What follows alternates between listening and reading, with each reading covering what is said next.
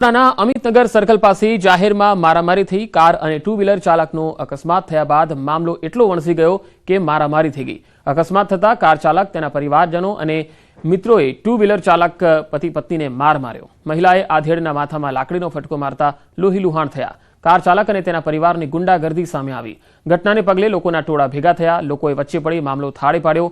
આ ઘટનાને પગલે પોલીસ પણ આવી પહોંચી હતી અને પોલીસની હાજરીમાં પણ મહિલાએ આધેડને માર મારતા અનેક સવાલ ઉઠ્યા। મહિલા અને તેના પરિવારે આધેડ પર યુવતીની છેડતીની આક્ષેપ લગાવ્યો। આધેડે કહ્યું કે તમામ આરોપો ખોટા છે, મને અને મારી પત્નીને માર મરાયો છે।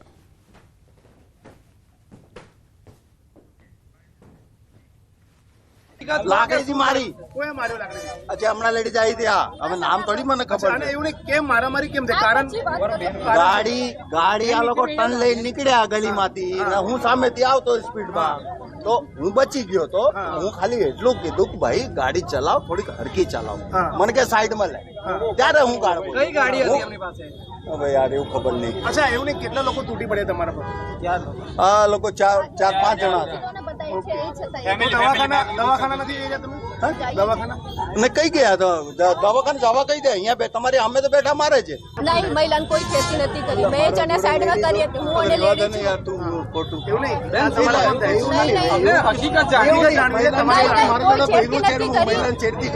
એ ગાળો બોલતા હતા તો મેં સાઈડમાં કરી હતી, મેં કરી સાઈડમાં। તમારા હસબન્ડ છે? હા, મારી ગાડી 10ની પણ સ્પીડની નથી।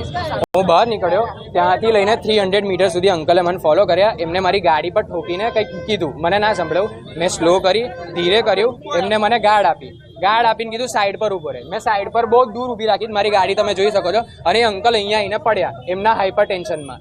એ પડીને ડાયરેક્ટ એમને મારી ફેટ પકડી, મને કે તને ચલાવતા આવડે છે? આમ તેમ। મેં કીધું અંકલ તમે સીસીટીવી ચેક કોઈ પણ કરી લો।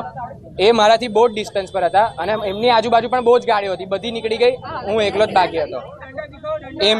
એમના વાઈફે અહીંયા આ મારી ફ્રેન્ડ છે એની જોડે છે ને બદતમીજી કરી, તો એમના વાઈફ ને આમની જોડે કંઈક બોલવાનું થયું। એ અંકલે મારી જોડે ઝઘડો કર્યો, મારો અને અંકલનો ઝઘડો હતો। તો એ અંકલે મને છોડીને આને મારવાની સ્ટાર્ટ કરી।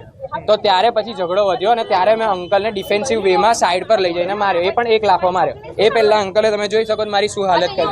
લાકડીથી મારી। કોઈ માર્યો લાકડીથી? અચ્છા, હમણાં લેડી જાય ત્યાં હવે નામ થોડી મને ખબર અને એવું નહીં, કેમ મારામારી કેમ છે? કારણ ગાડી આ લોકો ટન લઈને નીકળ્યા ગલીમાં। તો મહેસાણામાં લગ્ન દરમિયાન માથાકૂટ થઈ ગઈ। આ તસવીરો વડનગરના અર્જુનબારી વિસ્તારની છે, જ્યાંથી વાહનોમાં તોડફોડ થઈ ગઈ। એક કારને સળગાવી દીધી। માથાકૂટમાં 2 લોકોની ઈજા પહોંચી। હવે 4 અલગ અલગ તસવીરો આપને બતાવી રહ્યા છીએ। એક ભરૂચમાં ટોલ પ્લાઝા પર મારામારી થઈ, ટોલ પ્લાઝાના કર્મચારીની પિટાઈ કરી દીધી। બીજી તસવીરમાં એક દુકાનદારની પિટાઈ થઈ ગઈ, તે કેટલાક રૂપિયા માંગતો હતો, તેના અનુસંધાને કેક શોપના માલિક સાથે ઝઘડી પડ્યો। ત્રીજી તસવીરમાં અકસ્માત બાદ મારામારી થઈ ગઈ અને ચોથી તસવીર મહેસાણાની છે।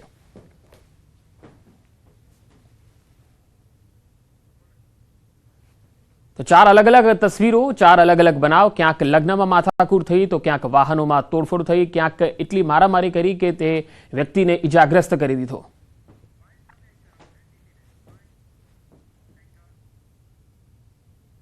સુરેન્દ્રનગરમાં ચોટીલા હાઈવે પર મધરીખડા ગામ પાસેથી ગેરકાયદેસર લાઇટ ડીઝલ ઓઇલનો મુદ્દામાલ ઝડપી પાડવામાં આવ્યો।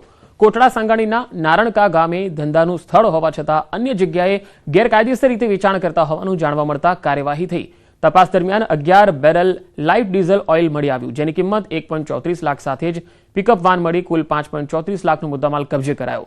બાલાજી એન્ટરપ્રાઇઝના લાયસન્સ ધારક જયદીપભાઈ વગાસિયા અને પિકઅપ વાનના ચાલક સામે કાયદેસરની કાર્યવાહી હાથ ધરાઈ છે।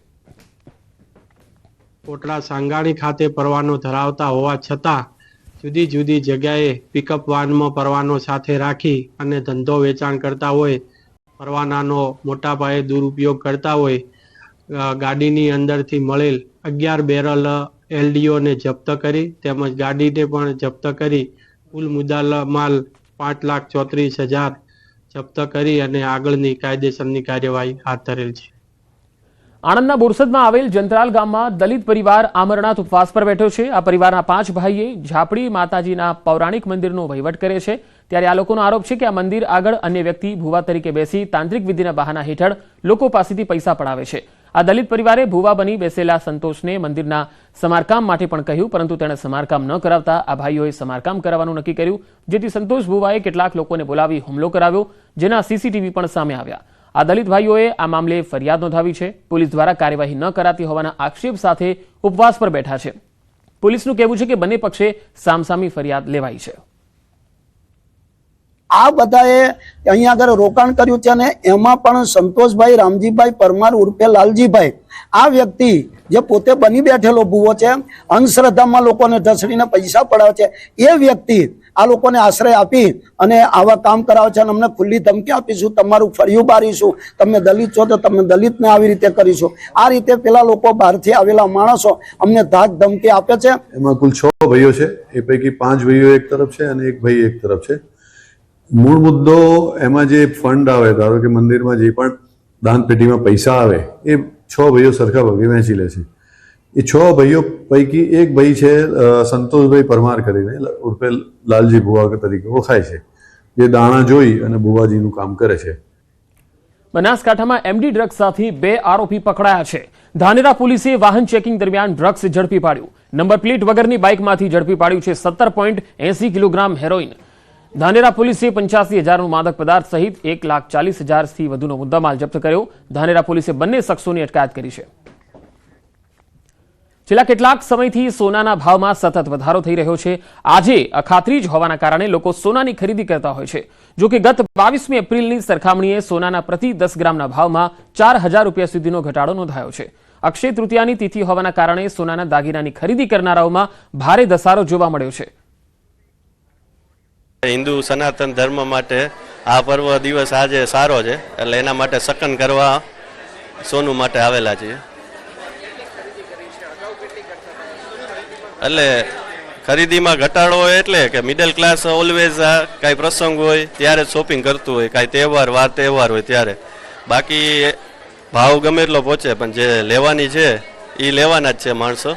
એક મહિના પહેલાની ગણતરી કરીએ તો આપણે સોનાનો ભાવ 1,03,000 થી 1,05,000 સુધી આપણે પહોંચી ગયેલો હતો। એ અત્યારે સોનાનો ભાવ 99,800 ફાઇન ગોલ્ડનો થઈ ગયો છે, એટલે ભાવમાં થોડીક કરેક્શન છે। અને અખાત્રીજનું સુકનવંતી ખરીદી કરવા માટે નાની મોટી ખરીદીઓ બધા કરતા હોય છે, એટલે કસ્ટમરને જે ભાવનું અત્યારે કરેક્શન છે અને અખાત્રીજની સુકનવંતી ખરીદીનું મુહૂર્ત સાચવવા માટે ડેલિકેટ જ્વેલરીની ખરીદી કરતા હોય છે। બધાની પોઝિશન તો સેમ ના હોય, સરખી ના હોય, બધા ઈચ્છતા હોય લેવા માટે પણ લઈ નથી શકતા। અત્યારે જે પહેલા હતું તો થોડા થોડા બી રૂપીસ ભેગા થતા તો લઈ શકતા હતા લેડીઝો, પણ અત્યારે તો એમ વિચારે નથી કરી શકતા। અત્યારે સૌથી વધારે ટ્રેન્ડિંગમાં તો સોનાનો ભાવ જ છે। સાંભળીને એમ થાય જો ઓહો, જેટલી ગરમી છે ને હાઈ એટલો જ સોનાનો ભાવ હાઈ છે। પણ આપણે ગુજરાતીઓને કહેવાય ને કે મુહૂર્ત તો સાચવવું જ પડે, એટલે મુહૂર્ત સાચવવા માટે ગુજરાતીઓ ગમે એટલો ભાવ હોય પણ સોનું લેવા તો પહોંચી જ જાય। છેલ્લા 1 વર્ષમાં પ્રતિ 10 ગ્રામ સોનાના ભાવમાં 30% વધારો જોવા મળી રહ્યો છે। ત્યારે આપને હું મારી પાછળના દ્રશ્યો બતાવી રહ્યો છું। આ દ્રશ્યો છે રાજકોટ શહેરના કાલાવડ રોડ પર આવેલી જે ડાયમંડ અને જે ગોલ્ડ જ્વેલરીનો શોરૂમ છે। જોઈ શકાય છે કે લોકોનો ભારે ઘસારો છે તે ખાસ કરીને જોવા મળી રહ્યો છે। આજની જો વાત કરવામાં આવે તો સોનાનો ભાવ જે 24 કેરેટનો પ્રતિ 10 ગ્રામનો ભાવ 99,800 રૂપિયા છે। ગત વર્ષે કહી શકાય કે અખાત્રીજના દિવસે આ જ ભાવ છે તે 73,240 રૂપિયા જેટલો જોવા મળી રહ્યો હતો ને હાલની તારીખમાં 99,800 એટલે કે 30% જેટલો વધારો છે તે થયો છે। બીજી તરફ જે વેપારીઓ છે તેમનું પણ કહેવું છે કે ગત અખાત્રીજની સરખામણીએ આ અખાત્રીજે 50% જે હાલ અત્યારે ખરીદી છે તે જોવા મળી રહી છે અને કે ઇન્વેસ્ટમેન્ટ સ્વરૂપે આ જે અખાત્રીજનું મુહૂર્ત છે તે સાચવી રહ્યા છે। અંકિત પોપટ, ન્યૂઝ 18 ગુજરાતી, રાજકોટ। સમાચારોમાં હાલ રોકાઈશું એક વિરામ માટે।